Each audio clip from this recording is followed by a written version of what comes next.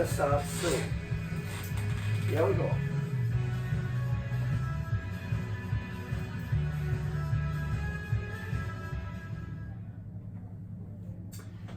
The program co-hosted by myself, Andre Lope-Turner, with Juan Toledo, in association with extraradioUno.com and Artifacto, welcomes back Martin Threedman into the studio to talk about liberalism, neoliberalism, and I guess my first question, or a question really, is what kind of liberal are you? Sort of where I'm coming from is I think there's a distinction between a social liberal and an economic liberal, and I think there's a lot of confusion in the general populace about those two things. Yeah. Okay, well, hello guys, and thank you for having me back. Last time was an experiment. I heard myself, and I resolved to do something, answer the question first and then expand rather than preamble and then answer the question. Good. And the point of being misunderstood, but the whole point is you're here to ask me further questions.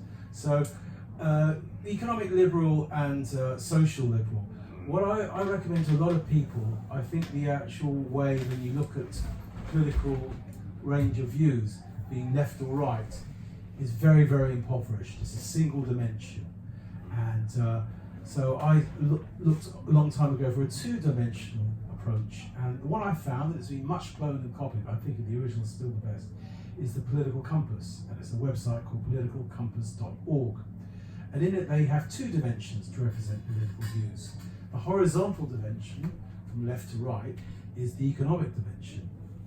The vertical dimension, from top to bottom, is the social dimension. So when you go on, if you imagine a cross, on the left-hand side of the cross, on the horizontal side is the social economic side, which would be where socialism is, and on the right-hand side would be where economic conservatives, neo-conservatives are, and so on. And then on the vertical dimension, at the top they call it authoritarian, at the bottom they call it libertarian. So when I place myself in that, there are four quadrants. I would be in It's kind of like a cross, right? It's a cross, yeah, with quadrants, with areas. It could be anywhere. It could be in the centre, right in the centre, and it doesn't change. And this is one of the important things that they've done right. It doesn't change due to the changing political landscape of values as they evolve. It tries to be something so you can compare it through time, as well as across geopolitically across and parties. So I would be in the quadrant of left libertarian, and that quadrant would be therefore socially liberal and economically. Okay, well, the term liberal is so misused. You got social economics as opposed to conservative economics. I think liberal economics is such an overused term; it's really lost a lot of useful meaning. So I'm on the left in terms of economics, and I'm libertarian leaning. Other people in this thing, most famously, was probably Noam Chomsky, who I disagree with on a lot of things.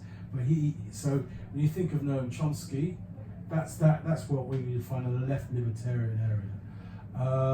The Labour Party manifesto, they analyse all the party manifestos, is very, very close to where I am. It's left libertarian quadrant.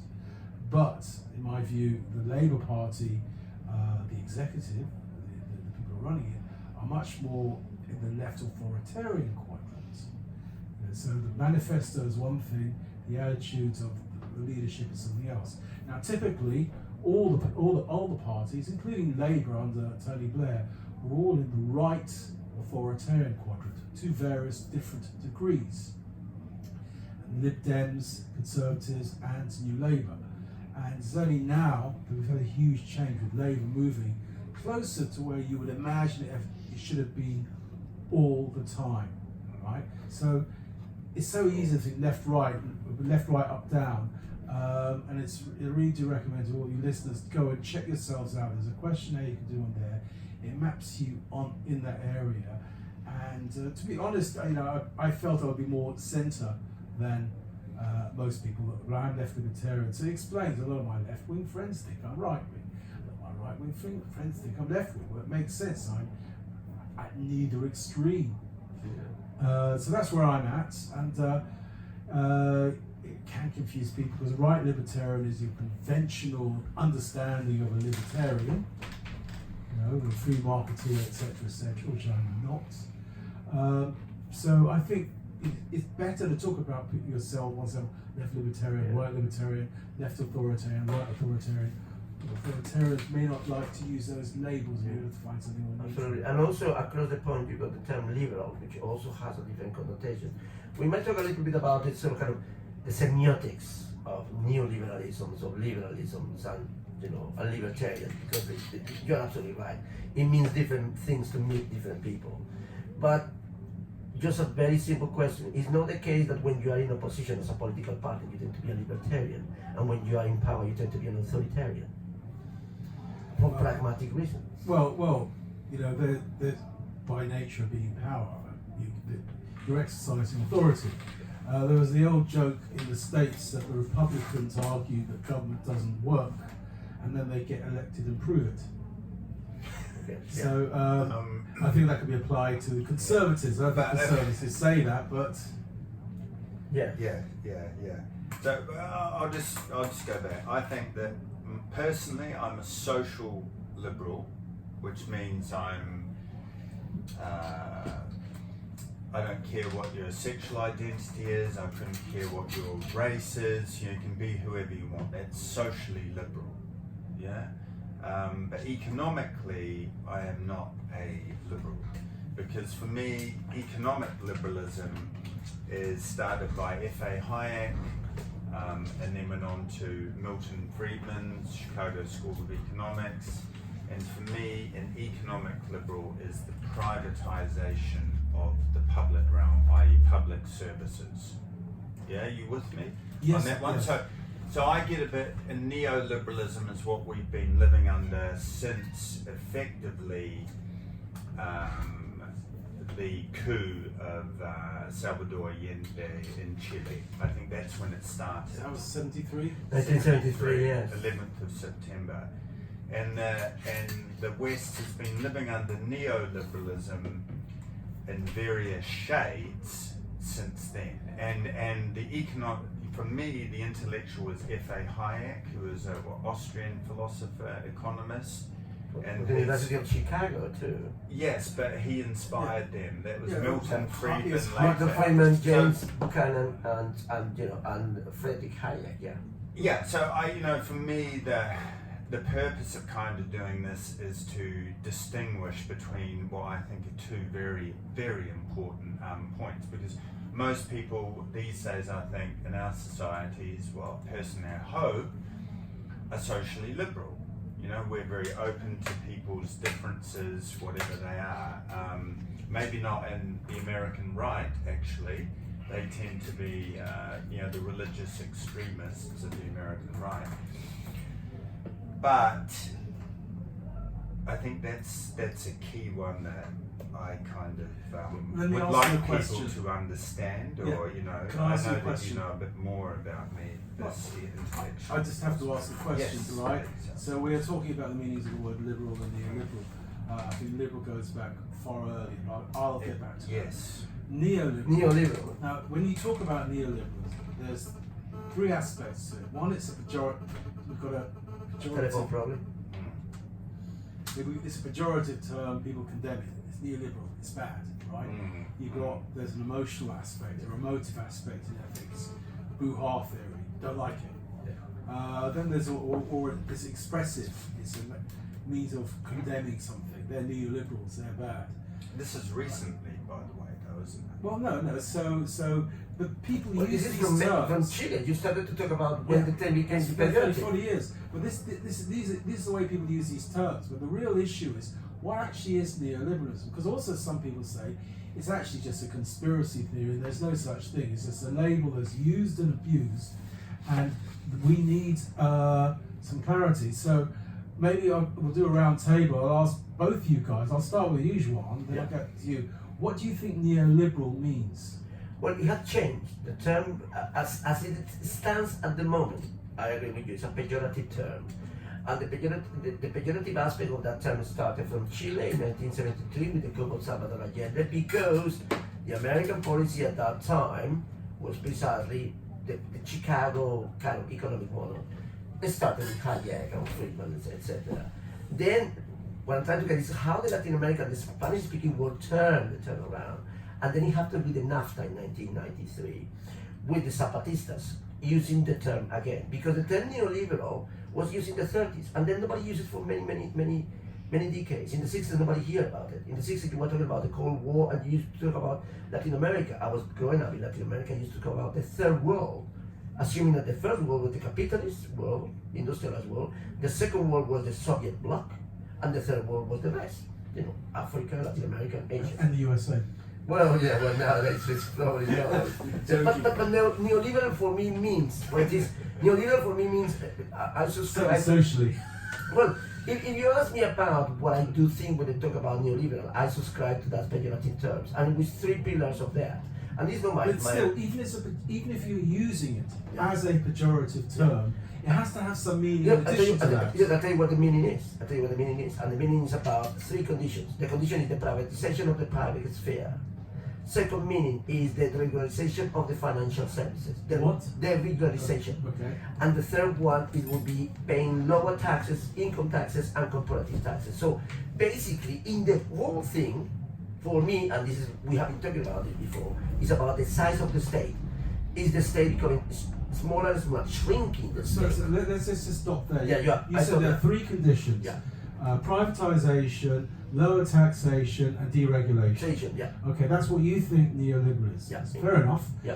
When we have these discussions, people use these terms differently. Let's just see, what do you think, Andre, neoliberalism means? Yeah, no, totally. Well, I agree with that one because I think that's accurate. But I think it's the corporate capitalist hijacking of the state and society.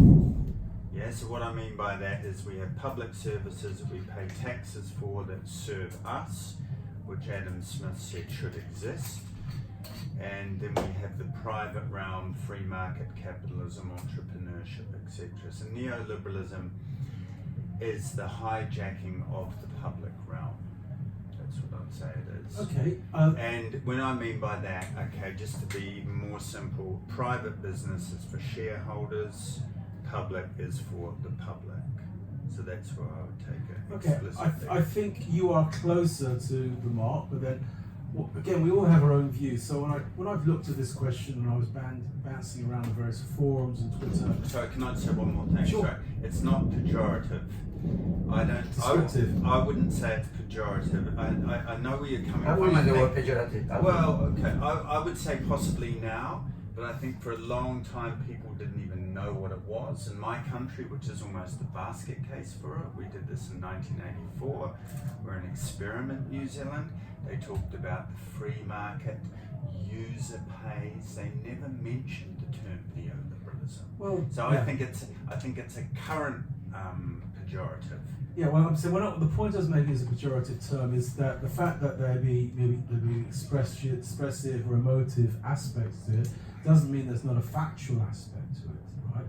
And so you need to have a definition in order to decide if a particular process or procedure or treaty is neoliberal or not. And people dispute that, but at least a working definition. Now, so I'll give you my definition, but I was not trying to be proprietary. I'm trying to represent actually what it was in the 30s, because I actually don't think the concept has actually changed much since the 30s. The implementation processes have, but the core concept I think is actually pretty similar. And so then we'll get back to both your points. So I think there are three steps, two presuppositions and a conclusion. Presupposition number one is the market is the most efficient allocator of resources. Presupposition number two is that democracy can disrupt markets. Now I see this. you got. Hang oh on, my goodness, that's a very difficult term. Let's continue because that's a difficult term. Continue. Anyway, Right. Now, the point about that is it's not just a corollary to the first presupposition. It's not just saying, well, if markets are the most efficient allocator of resources, then necessarily other forms of organisation like governments are going to be more inefficient. That does follow from that first presupposition, but the second one is a stronger and different play. Democracy disrupts the markets, and the conclusion, which is the basis of a political program or project, is to defend markets from democracy. Right? That's the. So when you mean democracy, you mean government intervention, i.e. regulation. Yeah, I was going to ask you define democracy or the state, the intervention of the state. No, this is very important. Democracy is. This is very important because in the 30s, okay, so which clearly, is when Hayek wrote the long road Yes. to serfdom. yes, in the 30s, what happened was there was the Great Depression as a result of Wall Street crash. It affected the world. UK, incidentally, was already in a depression before the crash and actually got out of it ahead of anyone else when it dropped the gold standard, but that's another story. But that was in the 30s, 73, wasn't it? no, we're talking about 1930s. Okay. Yeah. So there were two things that people wanted to carry on with business as usual, with laissez-faire capitalism. And that came from the original liberal economic thinking from Adam Smith via Ricardo and also J.S. Mill on liberty, talking more on the social liberal element. The key things that contributed to liberal democracy. And Hayek and the other Austrians, Menger, von Mises and so on, that whole school, which is obviously not just the Austrians anymore, they came out of a very different tradition coming out of monarchies, and democracy was a late phenomenon. It seemed to be a threat to them. They looked at the problem differently to Keynes and Kleski. And we all remember Keynes rather than Kleski, because Keynes was an English aristocrat and Kleski was a Polish Marxist, but they both created the revolution. They looked at the core sort of classical economics, even though it had evolved by then after war, Russell and various others, and said there's something wrong with the fundamentals of economics. And together they created this field called macroeconomics. What Hayek and his cohort did was they decided there's actually nothing wrong with the core economics. What is happening is that governments are interfering with market processes, and on the guise of trying to fix things are making things worse. So, and out of that comes the thinking like the problems, one of the causes of World War II was protectionism and people not trading with each other. A lot of that thinking came from Hayek and co. And so their view was, the problem was that people vote some popular leaders who enact policies that people think the populace, the voters, are going to benefit them, and it has the opposite effect.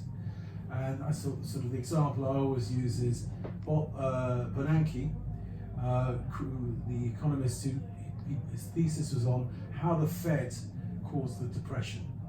And many years later, he became the head of the Federal Reserve. When there was the threat of another Former Morgan Sachs, Goldman Sachs bank, wasn't he? Bernanke might have been as well. Yeah, he was.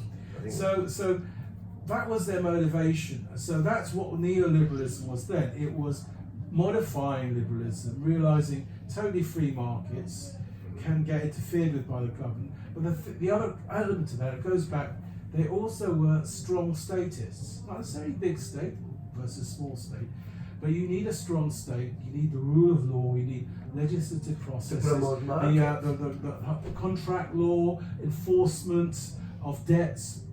You need all these processes. They need a strong state to actually get markets to work properly without them being abused, without there being all sorts of... So there's always been a relationship. It took a lot of planning to create the free market system, and a lot of that happened under the British Empire. And the British Empire created trade around the world prior to World War I, which is just after its pinnacle, and it actually enforced a lot of laws and introduced institutions into all the colonies, and financial institutions, trade institutions, the judicial processes, all on the guise of enabling trade, which of course is biased towards the English. Yeah. So that it started in the 30s. So the description I just gave would pretty much, I would argue, and you can of course dispute as you want to, the idea that democracy can disrupt markets. I said that neutrally. It may actually be a positive or a negative, but obviously the neoliberals think it's a problem. Well, Hayek, I mean, you know more about these people than I I'm just do. interested. Well, hey, look, take it. It's good. But Hayek, I know I've read The Long Path to Serfdom, and he detests bureaucracy, which might be what you're talking about, democracy, or i.e. the government, which kind of was or has been taken to be less regulation, hasn't it? Less rules. And Adam Smith never ever said these things. Apparently he's been bastardized by these people. Most definitely. He agreed in a public sector and a private sector. He agreed in regulation. Okay, we all know some bureaucracy can be a real pain. But bureaucracy is unavoidable if you think about it. When you go bigger systems, think about, for example, the Spanish Empire. They have to be very bureaucratic. The amount of paper and documentation that the Spanish Empire generated, much more than the British Empire. I remember the Spanish Empire was larger than the British Empire, geographically speaking. In other words, bureaucracy is a necessary evil when things are in a larger scale. And can I just seize on this? But I think it's a very important point, because if you say democracy gets in the way of markets, this has always been for a long time an argument, isn't it? Well, From the business sector, business sector say, government, get out of the way, and then when they fail, they say, government, help us and bail us out. Well, that's why there is a strong state, but not a democratic state. Exactly, and there's something about when the market wars, the benefits of the markets are privatized, and when the market in the larger scale, like happens in 2008, fails, the crisis is socialized, i.e. the state bails out. You don't want a state, but you want the state to bail out. That actually happened. The state protecting the financial, the private capital. The thing about democracy is this one, and it comes to something else. It comes into the concept about financial indicators or economic indicators, if you wish. So, okay, what is more important, to have free market? And for me, neoliberalism is reaching the end. And it's reaching the end, we'll talk about it later on, has to do with the ecology and the environment. Free market as we know it, the concept of free market and production of the idea of progress is coming to an end. We have to rethink those models, otherwise we are doomed. We are literally doomed, and not because of the means of production that we are implementing and consumption nowadays. But coming back to the democracy thing is this: you cannot measure the well-being of a nation or a society in general, even sections of society, just by economic indicators. A country has fantastic GDPs, but doesn't matter. It doesn't benefit most of the population. A typical example is, for example, oil-producing countries. Oil-producing countries, fantastic, revenues and stuff like that benefit very, very few, even in this country. So multinationals, capital start to accumulate itself. It's a Marxist concept. Marx said it. Capital always tends to accumulation, and we got mergers and mergers and mergers. So that means the people who are selling chocolate, the chocolate, for example, take something like chocolate, is controlled by 2 companies around the world. Only 2. That's it.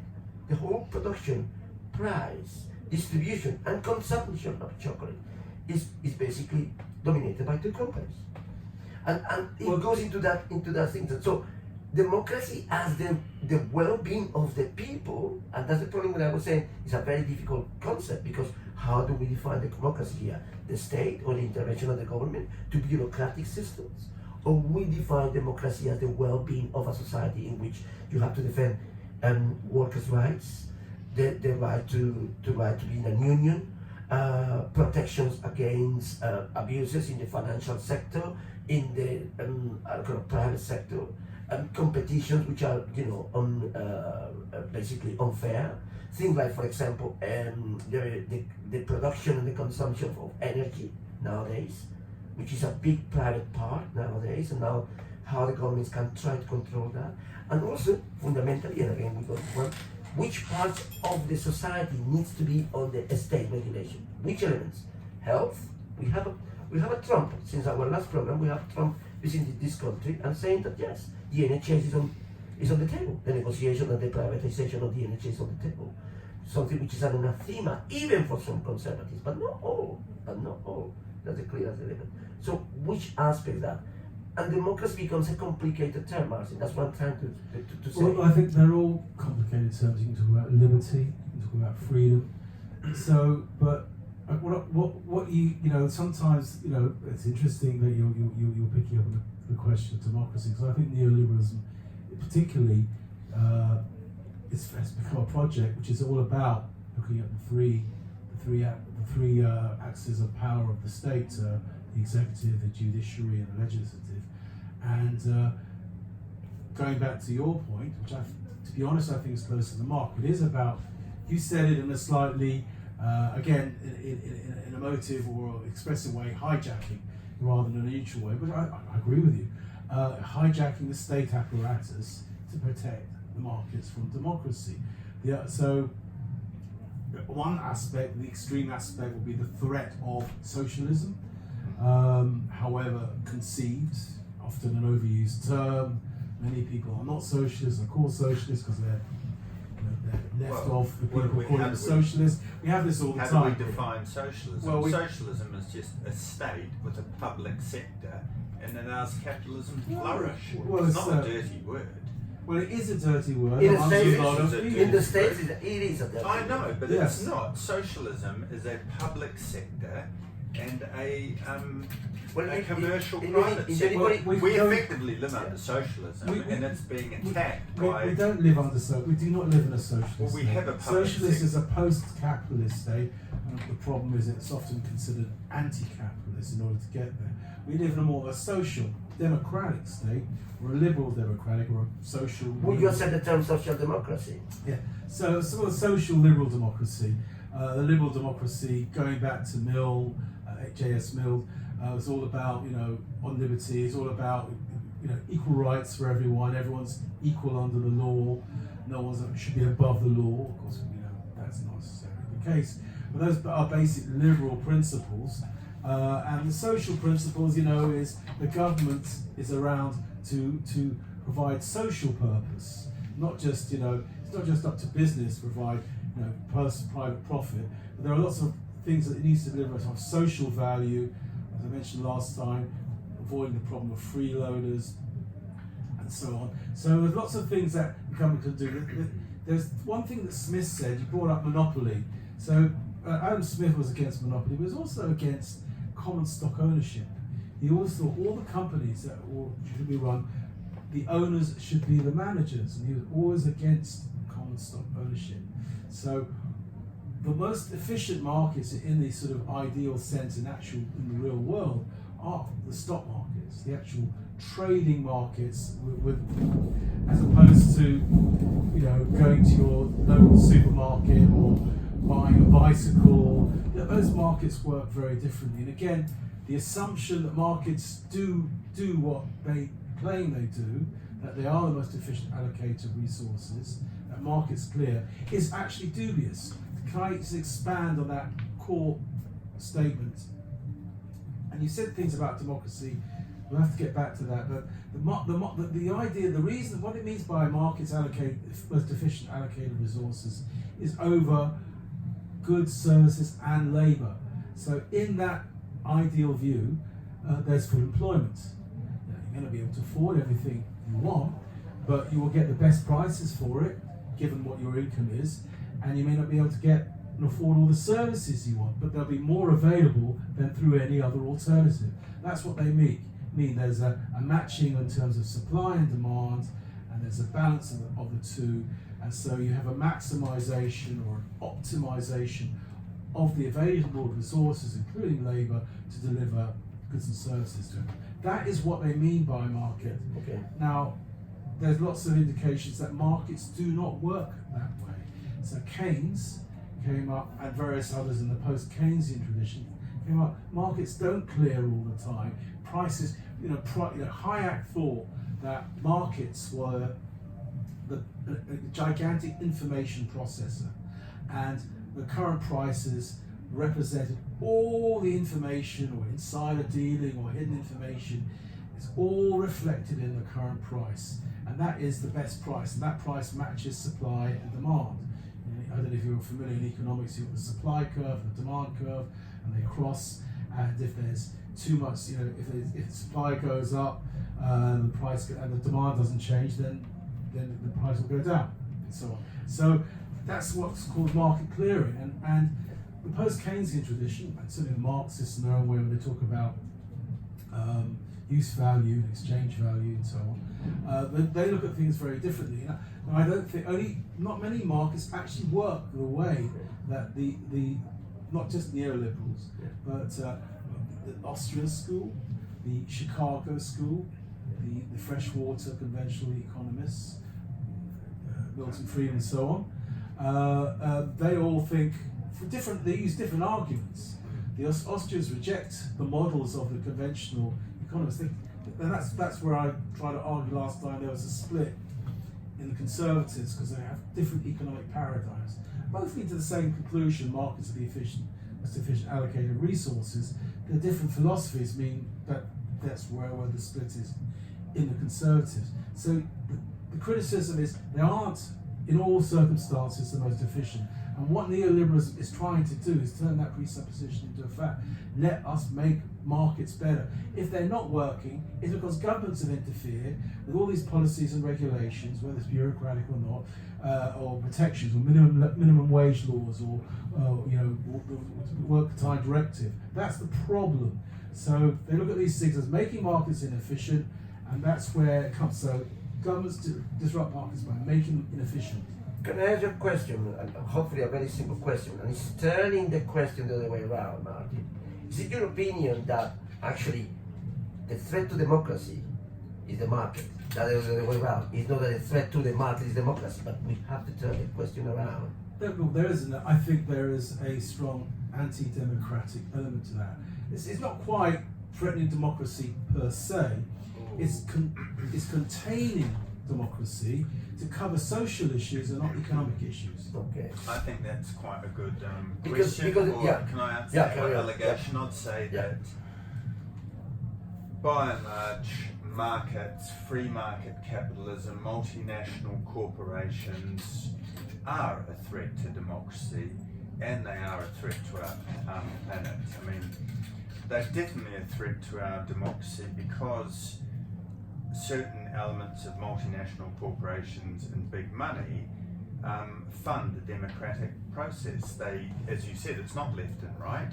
They campaign, fundraise for both sides of the aisle, or if you've got three parties, if you're lucky enough, they fund these people to get what they want, which is usually less market interference, less regulation, tax havens, less workers' rights, less environmental protections, and when they don't get it, well, they've been getting it under neoliberalism for quite a while. So I actually think that they are, these people, a threat to it. And why markets often don't work as well as they want it is because we head towards oligopoly and sometimes monopoly, and then by subsidiary companies are another one, aren't they? You can be a company, but actually have subsidiary companies of upwards of, what did Bob Diamond and who was his bank?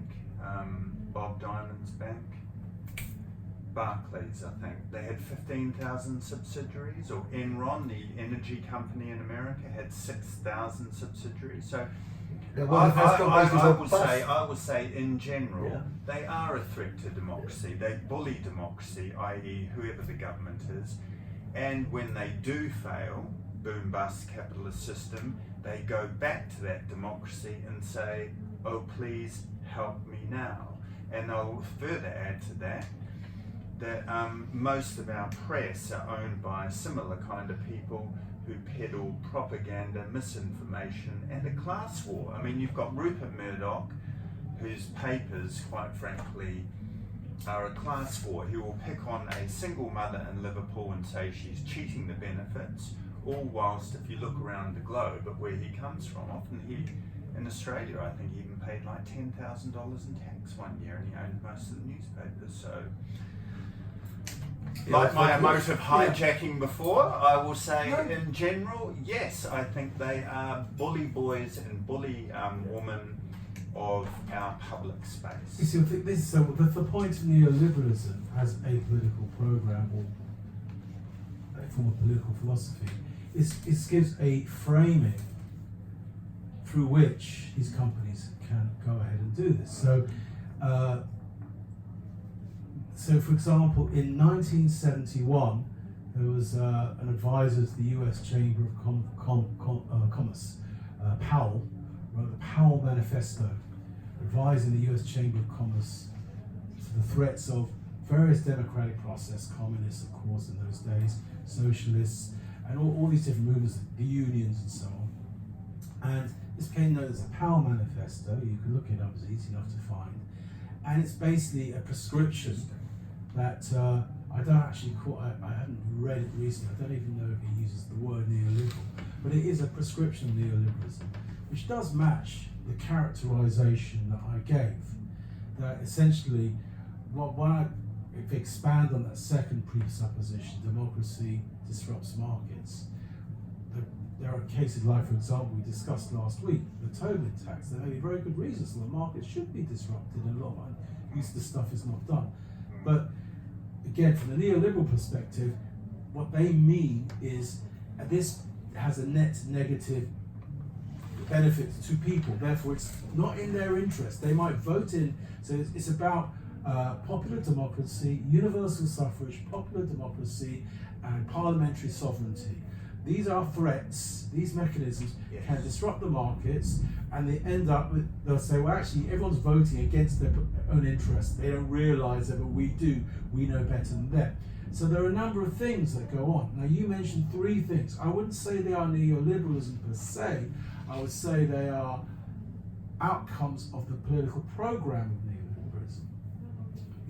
Privatisation itself is quite clearly consistent with neoliberalism, but actually you don't need that, maybe that's why you're picking up on it, you don't need that second condition I brought about, democracy disrupts markets, to make a privatisation argument. You just make it on the basis that markets allocate resources better than anyone else. So if a government's doing it, privatise it, we'll do it better for the benefit of everyone. So you don't actually need neoliberalism to make the privatisation argument, although it's consistent with neoliberalism.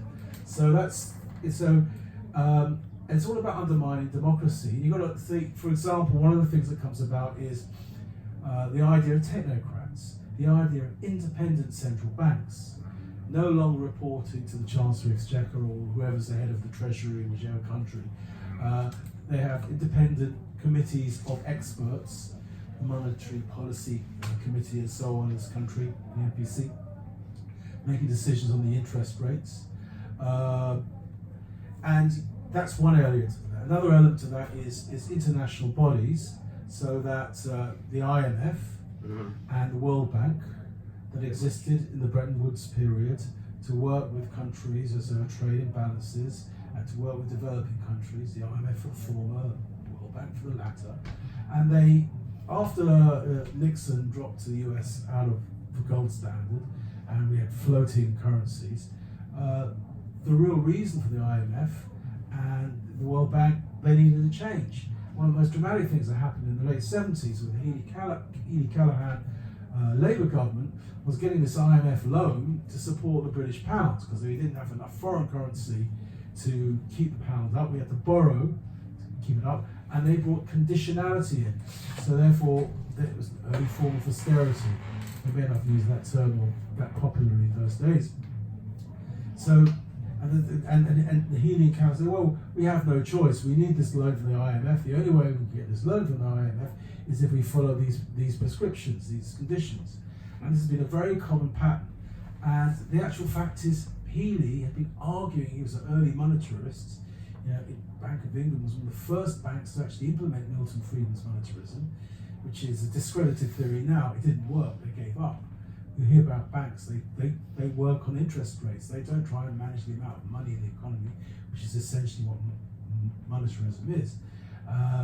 So we can go back to that. So you've got these international institutions. The World Bank goes around African and Latin American countries and it helps fund them. In a sense, the World Bank is a funder, But- the IMF is a back. But with the World- conditions. But with yeah, but conditions. the conditions Of are course. the World Bank will work with countries on the basis that they're for exporting products. No, no, They won't. and reducing the size of the state. There's the terms of that. They won't work. The social investment goes down. They won't work. Exactly. They won't work with states for improving the domestic production. It's only for exports. So you get funded. You need to earn foreign currency. We'll give you loans so you can earn foreign currency. You can export. But it's the old model of, for example, countries like form of Latin America. imperialism. Neocolonialism. Yes, neocolonialism and continents like Latin America become the sort of kind of the fridge of the world. You know, the larder basically. They are ones who produce, you know, natural products and sell natural products cheaply. Also, let's remind people that the World Bank is also always dominated by the United States, where the IMF is always dominated by an European. It tends to be French most of the time, or German usually. So you got those two elements. I want to bring something else into the discussions. I want to play at the beginning of a documentary by Adam Curtis called "The Century of the Self," and it is about the beginning of consumption, mass consumption, and also the arrival, if you wish, of corporate thinking. In the way of this kind of how things develop, because we were talking about how this term changes, and you're absolutely right. I agree with you entirely that the term has changed so much. It has metamorphosed into something else.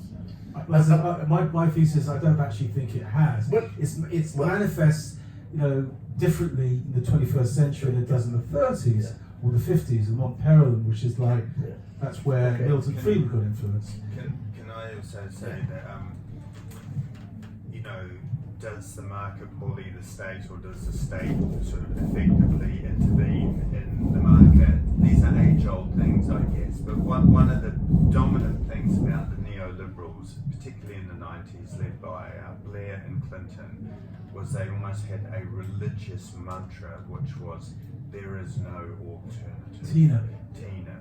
And you know, there are lots. Well, of there was alternatives. Fukuyama, the end of history, that kind of stuff. Announcing that there was no other And model but this model. maybe we can talk about floating currencies as well, because that was a very interesting dynamic, which is incredibly destructive for people who come from other parts of the world. Very good for the Americans and the English for a long time. I think it's good for a lot of people. It's good for, but that's a very interesting discussion. That I think fiat currencies it's a whole huge topic there. I think it's a great positive, but we can look into that. So you want to do this thing by Adam Curtis? Yes, I want to just tie up a little bit. So Yeah. I was trying to make some points because you were balking at when I said democracy disrupts markets, and you were trying to say, well, a lot of, and Andre said a lot of businesses and corporates are anti-democratic, which I agree. And the idea of hijacking the state apparatus, I agree. The point I was making, I gave some examples of the IMF, the UK in the late 70s, and clearly a lot of international agreements, a lot of free trade agreements, preferential trade agreements, whatever they're defined, they often subvert the national nation-state apparatus. They need a nation-state. They need the nation-state to agree. It's like politicians keep on giving up their own powers, their own sovereignty, on the basis of it's good for the country. And that's the whole belief. Is this actually good? It's like a mindset. That's the neoliberal mindset, that we are victim of the markets. We cannot get beyond the markets of globalization.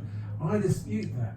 Once you see it as a program, you realize a lot of people, unwittingly, not deliberately, of the left as well as the right, even if they say oppose austerity, seem to have drunk the neoliberal Kool-Aid, and they believe these things are the way they are. You mentioned Tina. There is no alternative. There is an alternative. It's called Touch. It's called Tara. There are real alternatives. And can I just 1 minute before he goes to this? You know, we mentioned Chile and the coup against the democratically elected Salvador Allende, who Henry Kissinger explicitly said they're not following the program, things have to change. So in other words, when the neoliberals don't like what's happening in these various countries. We can pick all sorts of other countries around the world. You know, there's either an economic warfare or a coup. That could be tough, yeah.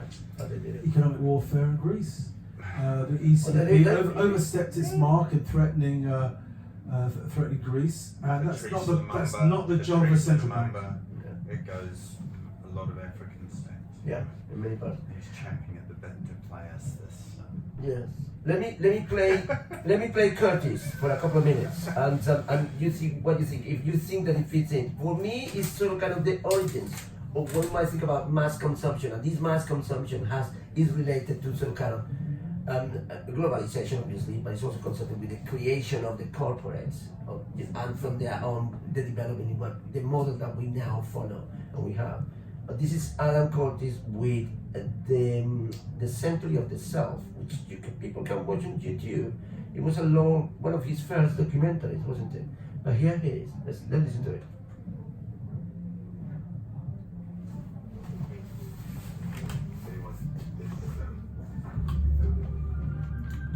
100 years ago, a new theory about human nature was put forward by Sigmund Freud. He had discovered, he said, primitive sexual and aggressive forces hidden deep inside the minds of all human beings. Forces which, if not controlled, led individuals and societies to chaos and destruction. This series is about how those in power have used Freud's theories to try and control the dangerous crowd in an age of mass democracy. At the heart of the story is not just Sigmund Freud, but other members of the Freud family.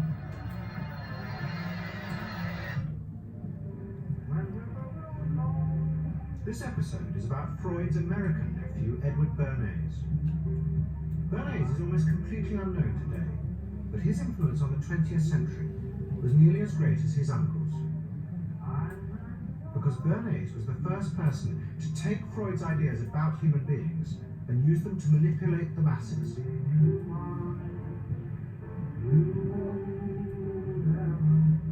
He showed American corporations for the first time how they could make people want things they didn't need by linking mass-produced goods to their unconscious desires. Out of this would come a new political idea of how to control the masses. By satisfying people's inner selfish desires, one made them happy and thus docile. It was the start of the all-consuming self, which has come to dominate our world today.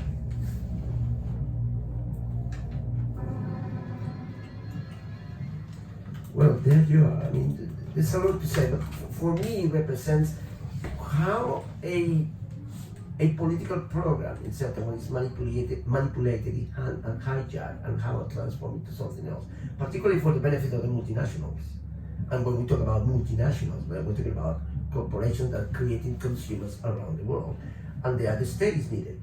The state is needed in order to create more consumers outside your national territory. The state was needed to create the multinationals. But when the multinational becomes very powerful, they can actually dispose of the state. Well, not necessarily. Not dispose of, but the states lobby. The corporates lobby the states. They help write a lot of laws. They advise on the writing of laws.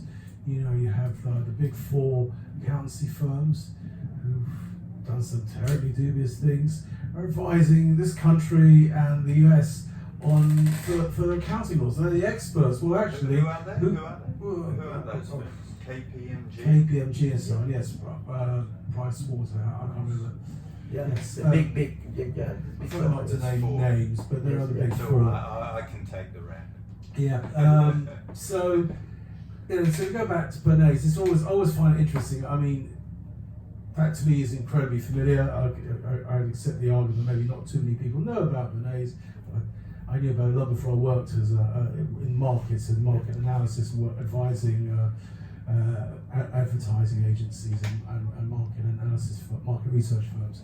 So I always find it amusing because Freud's theories are pretty much discredited as a theory of psychology, and you know there's a whole other thing we could discuss there, but let's go there. So I always find, okay, well, Bernays is Freud's cousin, but yeah, so what, a nephew. You know, yeah, he did introduce these ideas, They were innovative, even if the science was questionable. But again, what you are doing here, remember the 3 conditions you proposed for neoliberalism. I said that's symptoms of it. This is a symptom. This is not even a symptom, to be honest. It's an ongoing thing of capitalism, one could say. Not necessarily even a belief in the markets are the most efficient allocator of resources. You can look at the McDonaldization of labour, of creating more and more unskilled labour. When McDonald's started, people were actually qualified. What is that book? I didn't know that. It's a sociological book. I just came up with the term. Marginalization of Okay, society. but not surprised. You know, people used to be fairly skilled to make burgers, and now it's all automatically de-skilled and so on. So you've got the de-skilling of labour, and you've got, yes, the pandering and manufacturing of needs and wants. So people desire things, the latest iPhone, you know, designed in obsolescence. These are all manifestations of business. If business can get away with that, if we the consumers accept that, we manipulate into it, there are ways around it. You don't have to buy the latest iPhone. You know, some people want to play the status game. I always buy second-hand phones. But you know, if more people bought second-hand phones, it'd be more expensive. So there's always a quid pro quo there. So most people maybe don't think the way we do. The fact that we're here having this conversation is an indication of that. And maybe they don't care, and they don't know they're being manipulated. I care. We all care. But that manipulation itself is not specifically neoliberalism. Neoliberalism is a form of manipulation. It gives a mindset within which people can operate and accept things. There is no alternative. This belief, there is no other way of doing things. That is, you know, which actually came from Thatcher. I think she's the one that brought that concept into public discourse. So, as now I'd like her to be Tara. I originally came up with Stab Tina. That was solutions that are better than Tina. Tina, okay. Right, and then someone else came up with Tara. There are real alternatives. So we live in this world of this mindset. We've manipulated into it. So you're absolutely correct. The type of manipulations that get us to become mass consumers and to need things we don't actually need, to have a new phone we don't need, it's absolutely correct. And part of that manipulation is this Tina belief, which is, for example, creating so much problems over the UK leaving the EU. Some people say Brexit is impossible. That's a Tina belief. The mere fact that people are even thinking that makes it very difficult to actually look for alternatives if you believe it's impossible. Too many things, too many scenarios. Oh, this is impossible, that's impossible. We can't have a social government. You know, there's no way it can work. All these beliefs are designed. It's kind of doom scenarios, political and social scenarios, as a way of control. You were maybe going into consumption. Yeah, but the other thing I wanted to do some kind of quantitative leap, big time here, because it's kind of always bringing the whole thing to the present. And it's this: for me, ecology and environment is the real kind of it's going to be the real, how can I say, the real wake-up call to neoliberalism and consumption. We will need to change, and that will imply changing the economic model that we have at the moment. So if we really are thinking about seriously, and we will have to at some point we will have to start thinking seriously about the environment, the neoliberal economic model is coming to an end. That's the only thing I see it. Well, I don't know. Yeah, I mean, Totally. I mean, well, that gets us into the idea of perpetual growth. Yeah. Everything The needs idea to be of growth. growth, You know, exactly. Growth, Progress and growth. Growth. More, which is actually an addiction. And, you know, capitalism is very good at that, isn't it? We can't be happy with this amount of profit. We have to have more profit. And when you bring in environmentalism, you know, we've got, you know, we basically are going to consume all our planet's trees, our rivers, all our beautiful things in the aid of capitalism. It's That's very what you're interesting. alluding to. let's- Easter Island is let- the let- example. Finite Yeah, resources, but Yeah. infinite growth. Back to Juan's point. When are we actually going to wake up? When is action going to be taken? Jared Diamond wrote about. Well, we're doing it. It's called Extinction Rebellion. That's one example, but That's one saying example, yeah. that's an example of it. And the problem is, you look at Easter Island, where the islanders must have known, as they was chopping down those last few trees, they'd already had to have seen and observed ecological changes in their environment, the degradation of farming and food stock, and obviously it was adversely affecting the population, yet they still carried down, chopping down trees to make rollers, to roll these big stone statues with full bodies, which are buried in the ground and heads, and they carried on doing it until they destroyed their whole island. Because some people, Jared Diamond wrote this book called Collapse, because some people didn't listen to the others, the ones that wanted the status, going back to the manipulation of consumerism. People wanted to carry on. So the thing is, we can have things like Extinction Rebellion. We need something like democracy, because democracy will be a threat to neoliberalism in that sense. You know, we talk about carbon tax and other health and safety measures, of which international trade agreements with the TTP, TTIP, and ISDS, and even within the EU with the EU ECJ, companies can sue governments. So if governments introduce a healthier, safer policy with respect to the environment, above and beyond the environment rules within the EU, which should be a floor, not a ceiling, the ECJ would make them a ceiling and say, well, yeah, we already have these environmental rules. You want to go further and it's affecting the profits of a company, sorry, we're going to take you to court. Yeah, absolutely. Yeah, I was I just wanted to make a footnote here, and the footnote has to be with Mexican poets, for some reason or another, and particularly Mexican poets in the 70s and 80s. And it's absolutely true. Mexican poets were the first one to write about ecology in poetry. And you have somebody like Octavio Paz, the professor of literature, a major poet of Latin America, a world poet, I would say, as good as many poets in any language, talking about the idea of progress and how we have to redefine the idea of progress in a book called The Philanthropic Ogre. He was talking about the state, the Mexican state. Back in the 1970s, we're talking about back in the 1970s, people just saying, well, the idea of progress is something that we need to rethink at some point. So this is way back, I'm talking about people who were starting to talk about these ideas a long time ago, perhaps because they came from Mexico and nobody paid attention, or perhaps because there was no the orthodoxy at the moment.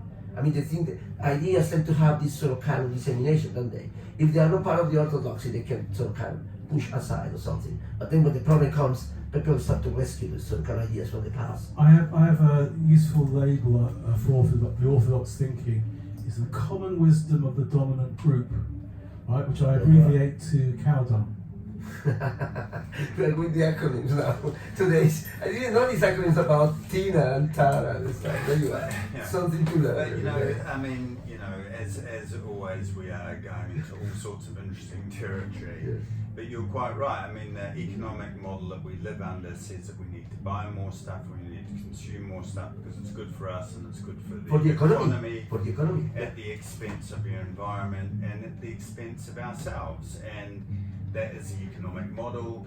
It's perpetuated by the status quo.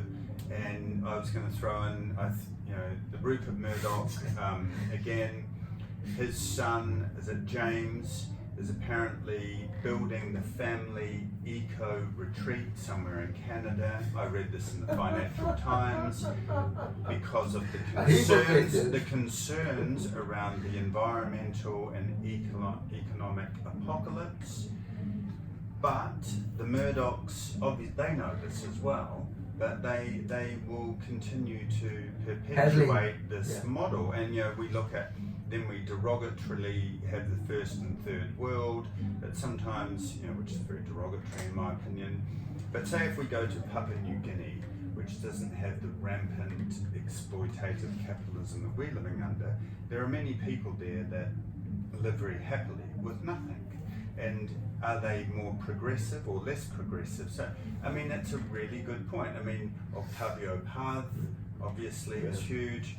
mean, my dad just released his Yeah, selected indeed, poems yeah. today. He has the ability to bend any conversation towards climate José change Emilio Pacheco. and what is progress. And he, along with many people, are ridiculed when you talk about what is progress. You know, people in my country will look at a beautiful landscape of a certain type of economic bent and go, Martin, Juan, and John, we need to put a golf course there, and then you're right, and a casino, and then we can put a whole lot of interesting hotels. Didn't they do that And in you know Vietnam what? already? You know what? You're right. You're right. We need that bloody airport that comes in there too, and this is very progressive. And as soon as you don't agree with them, you are considered to be negative, jealous.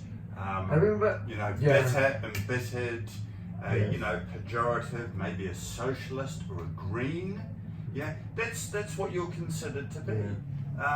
So you know, it's a very good point. And you know, I will put myself more out on the ledger and say balance is a very important word used by most indigenous cultures and most other people. Balance, and this bullying by the neoliberals against democracy because they're concerned about the democratic process intervening in themselves. I mean, I hope it's coming to an end, which is the reason why I like to do the show, because I like to distinguish between what is a social liberal and an economic liberal. And the bullshit of the language. Sorry, very, very quickly, Martin. At a moment of epiphany on a journey in London Underground, I remember going from, I think it was from, I don't remember, I was going through St. James's Park and Parliament Square, etc., on the Underground, you know, on the District Line. And I was reading one of those magazines that you find, you know, on the Underground. And then appears Ronaldo, the footballer, saying, Portugal is the best golf destination in the world. I think about you little fucker, basically. Look at you. I mean, your country suffers from major problems with water, and they are investing water to keep this golf course and bring the tourism. And then this sign in the Underground says in the next station, "Be a winner, eat to get slimmer." And he said, well, it's just nonsensical. It's just the market talking completely nonsense. In oxymoronic terms, and people buy this Well, stuff. so that we could go into the issue of consumerism, which I think is a manifestation not just of neoliberalism. It's something. But you said something about which I'm not. I forgot what the last thing you said. I had a specific. Those two things. You're talking about progress. We're talking about growth. Now, so when you talk about growth, say in terms of GDP, we all know that GDP as a measure is problematical in terms of other factors to do with society, but it does represent the relationship of employment and productivity, and there can be directed growth, directed GDP, and industrial policy.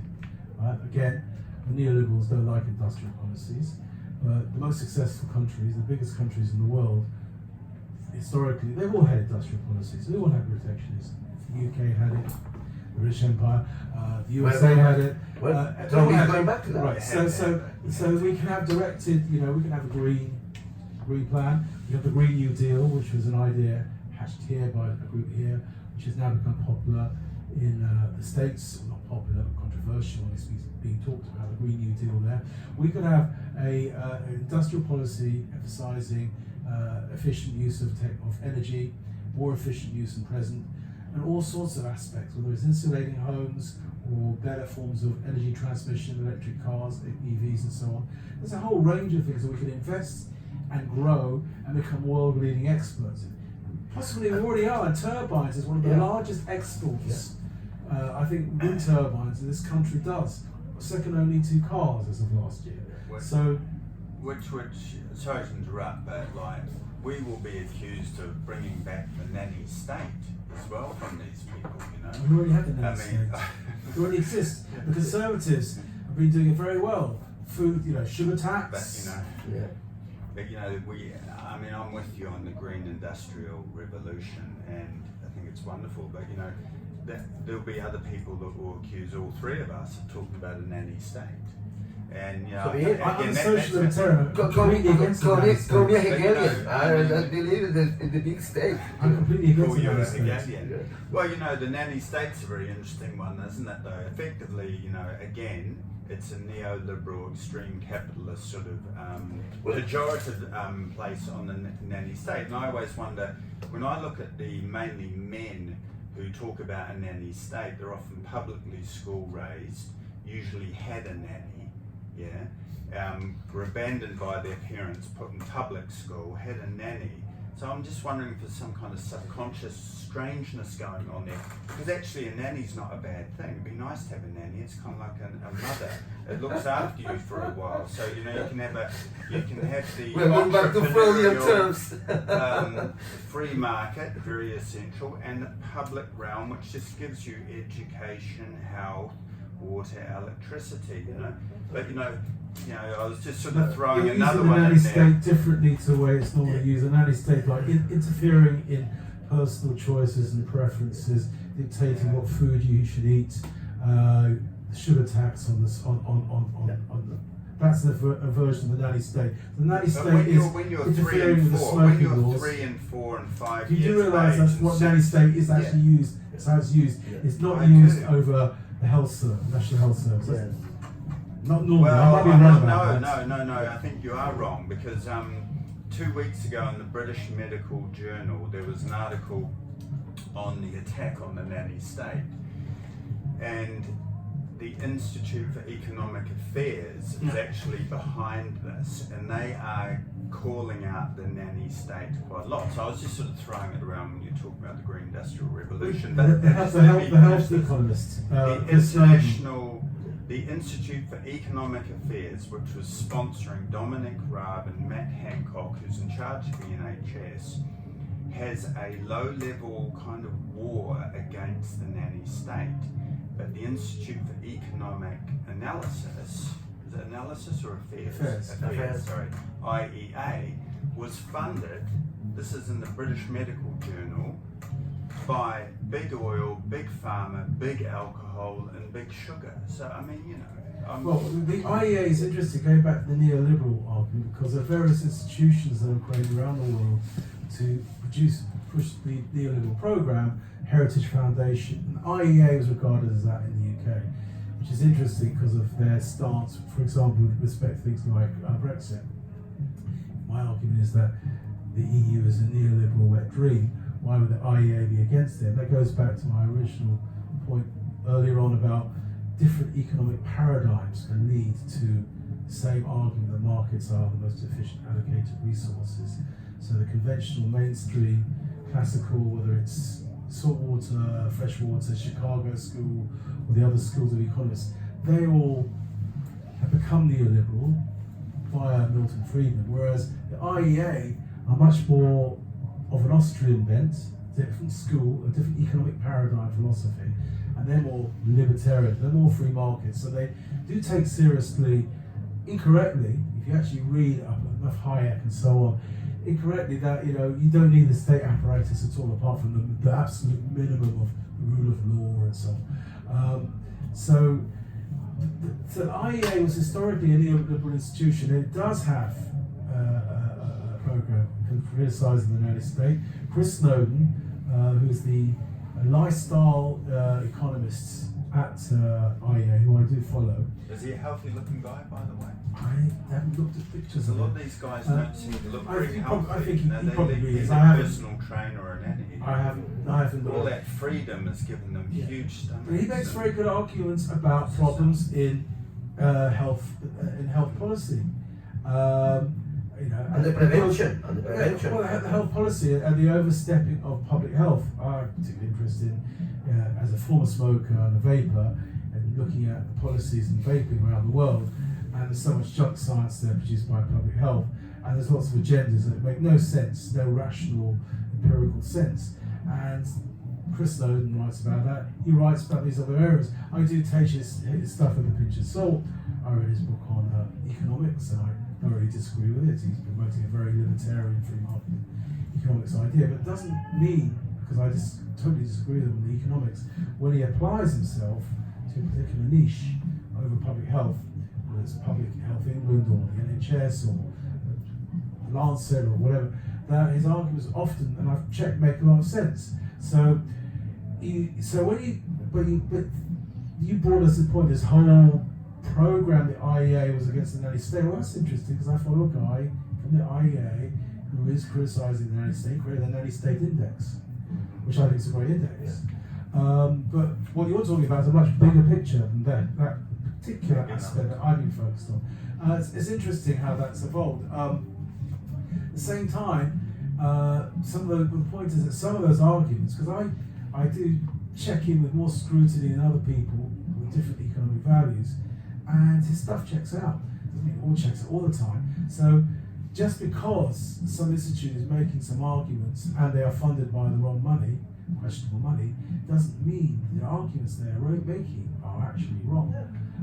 So you have to consider these things on their merits. I can't, absolutely no way whatsoever defending the IEA. I looked at other aspects of them that I am dubious and horrified of. I just want to make a small point. No, absolutely. But you got these institutions that overall, at some point they say something sensible and something that makes sense. Even Trump says sometimes they are sensible, makes sense. Even Trump.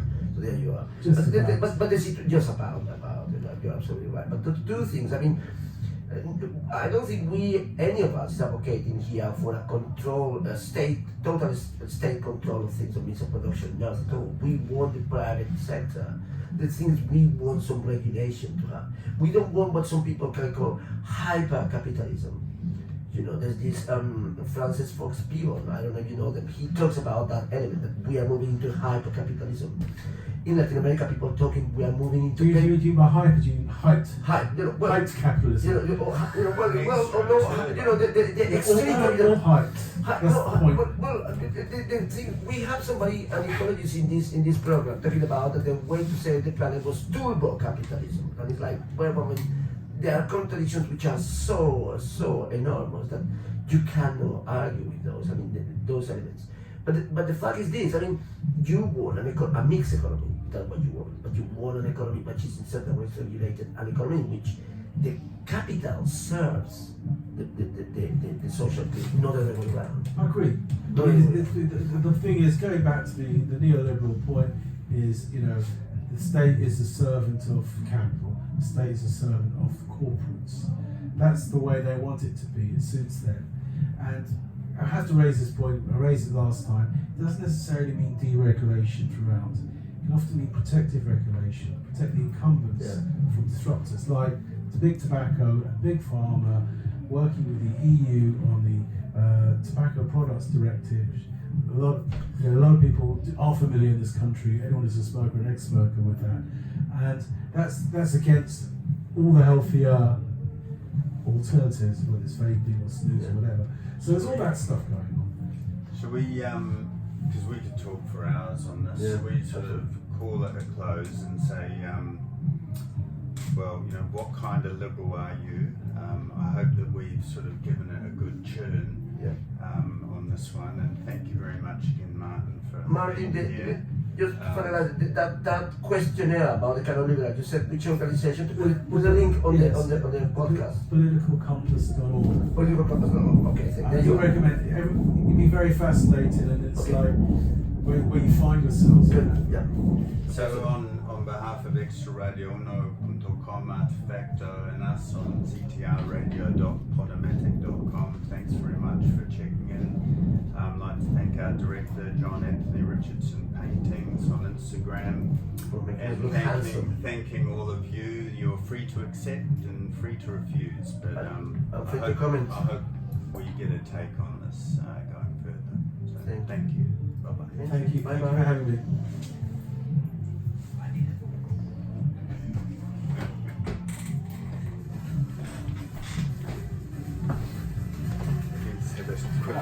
Yes, I need a That sound came out. Yeah.